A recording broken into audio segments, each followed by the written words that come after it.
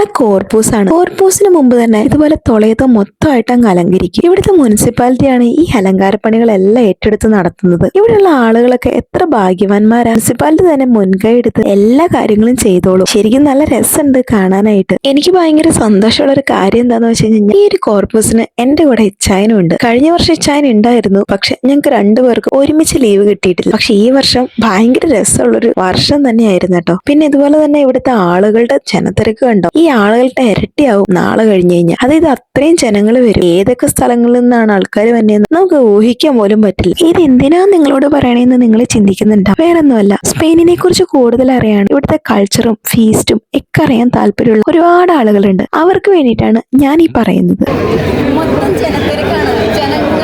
ചാകര എന്ന് പറയില്ല, സ്വാഗരം സാഗരം എന്ന് പറയുള്ളൂ.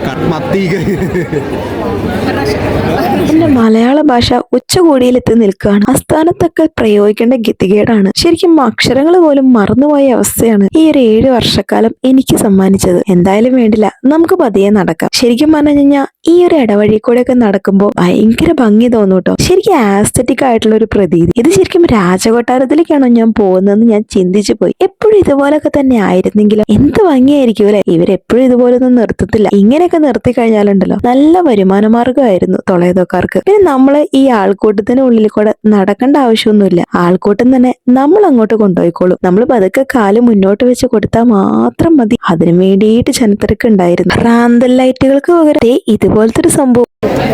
ഞാനും കൂടി ലൈറ്റ് പിടിക്കാൻ വേണ്ടിയിട്ട് കുറെ ആൾക്കാരെ വഴിയിൽ തടഞ്ഞു നിർത്തി.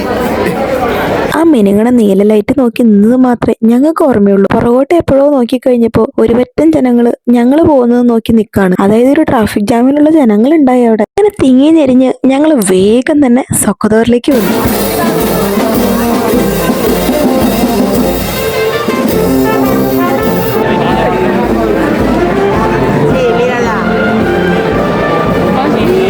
ഓടിയെത്തിയത് ഈ ബാൻഡ് സെറ്റ് മേളം കാണാൻ തന്നെ. എനിക്ക് ഭയങ്കര ഇഷ്ടമായി ഇതൊക്കെ കാണാനായിട്ട്. നാളെ നടക്കാൻ വന്ന വലിയ ആഘോഷത്തിന്റെ ഒരു ചെറിയ തുടക്കം മാത്രമാണ് ഈ ബാൻഡ് സെറ്റ്. ഇന്നത്തെ പരിപാടി കഴിഞ്ഞു എന്ന് വിചാരിച്ചിരിക്കുമ്പോഴാണ് ഒരു മലയാളി ഫാമിലിനെ നമ്മൾ കണ്ടത്. ഇന്ന് DJ പാർട്ടി ഉണ്ട്. നിങ്ങൾ നിൽക്കുന്നില്ലേ? രാവിലെ 4 മണി 5 മണിയാവും DJ പാർട്ടി കഴിയുമ്പോൾ. DJ പാർട്ടി ഇന്നാണെന്ന് നമുക്കറിയില്ലായിരുന്നു. അങ്ങനെ ഞങ്ങൾ DJ പാർട്ടിക്കുള്ള വെയിറ്റിംഗ് ആയിരുന്നു. വെയിറ്റിംഗ് എന്ന് പറഞ്ഞാൽ വെയിറ്റിംഗ്. ഫേമസ് ആയിട്ടുള്ള ആളുകളെ വിളിച്ചിട്ടുള്ള DJ പാർട്ടിയാണിത്. സ്റ്റാൻഡേർഡ് ഉള്ള DJ പാർട്ടി. കാശൊന്നും കൊടുക്കണ്ട, എൻട്രി ഫീസ് ഒന്നുമില്ല. നമ്മൾ പങ്കെടുത്താൽ മാത്രം മതി. ഫ്രീ എൻട്രൻസ് ആണ്. നമ്മുടെ സ്പെയിനിലെ ഗവൺമെന്റ് തന്നെ നമുക്ക് ചെയ്തു തരുന്ന കുറച്ച് ബെനിഫിറ്റ്സ് ആണ് ഇതൊക്കെ. സംസാരിച്ച് നേരം പോയതറിഞ്ഞില്ല, നമ്മുടെ DJ പാർട്ടി തുടങ്ങി. അപ്പൊ എങ്ങനെ തുള്ളല്ലേ? DJ പാർട്ടിയുടെ വിശേഷങ്ങൾ അടുത്ത വ്ളോഗിൽ പറയാം. അപ്പൊ എല്ലാവർക്കും ടാറ്റാ.